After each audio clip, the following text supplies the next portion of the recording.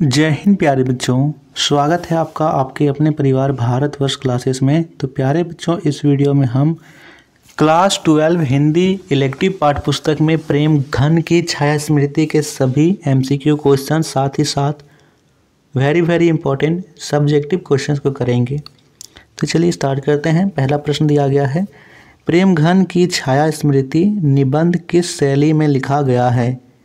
विचारात्मक शैली का, आलोचनात्मक, संरचनात्मक या विवरणात्मक?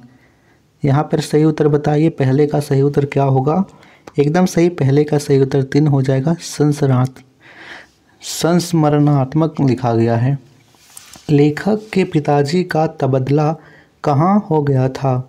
जयपुर में, मिर्ज़ापुर में, गोरखपुर में, कोलकाता में? यहाँ पे सही उत्तर 2 हो जाएगा, मिर्ज़ापुर में हो गया था। मिर्ज़ापुर आने से पहले ही लेखक के मन में किसके प्रति विशेष स्नेह की भावना थी?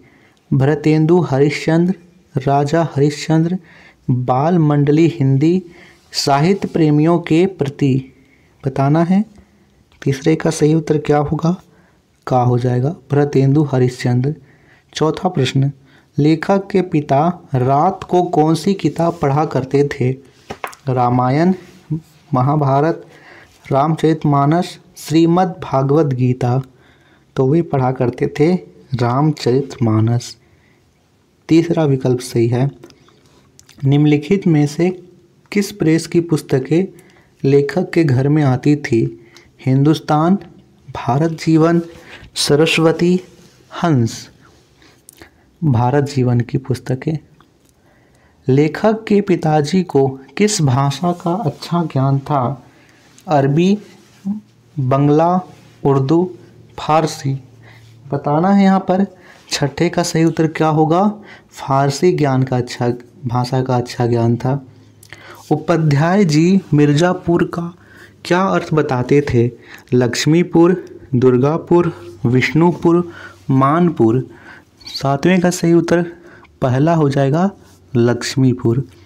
चलिए इसके बाद यहाँ पर 8वां प्रश्न दे रखा है, आयु के बढ़ने के साथ साथ उनकी रुचि किसके प्रति बढ़ने लगी? सिनेमा के प्रति, हिंदी साहित्य के प्रति, लेखन के प्रति, नाटक के प्रति?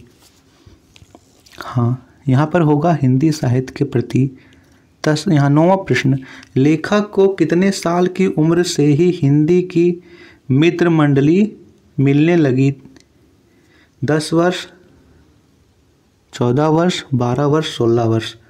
यहाँ पे सही उत्तर होगा 9वें का चौथा, 16 वर्ष।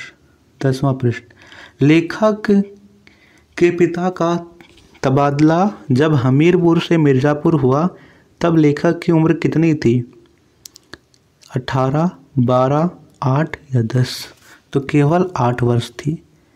ये था एमसीक्यू क्वेश्चंस। चलिए अब हम सब्जेक्टिव क्वेश्चंस को देखते हैं। तो दे रखा है यहाँ पर पहला प्रश्न, लेखक के पिताजी भारत जीवन प्रेस की किताबें छुपा देते थे, क्यों?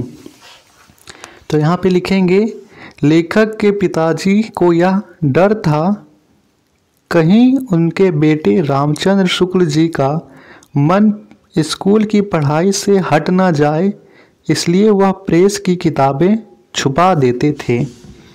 दूसरा प्रश्न, उपाध्याय जी कौन सी भाषा के समर्थक थे? तो लिखना है यहाँ पर, उपाध्याय जी नागरी भाषा के समर्थक थे और हमेशा से ही नागरी भाषा में लिखते थे। उनका कहना था कि नगर अपभ्रंश से जो लोगों की भाषा विकसित हुई है वही नागरी कहलाई। अगला प्रश्न है, चौधरी साहब किस स्वभाव के व्यक्ति थे? तो लिखेंगे, चौधरी साहब खानदानी रईस थे। उनके बातें करने का तरीका उनके लेखों से बिल्कुल अलग था। वे एक खुशमिजाज और हर बात पर व्यंग देने वाले स्वभाव के व्यक्ति थे।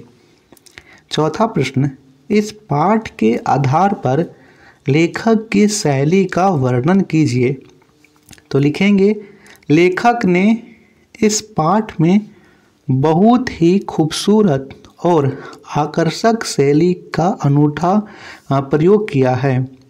लेखक ने प्राचीन समय की बातों को ठीक ठीक रूप में सामने लाने की कोशिश की है।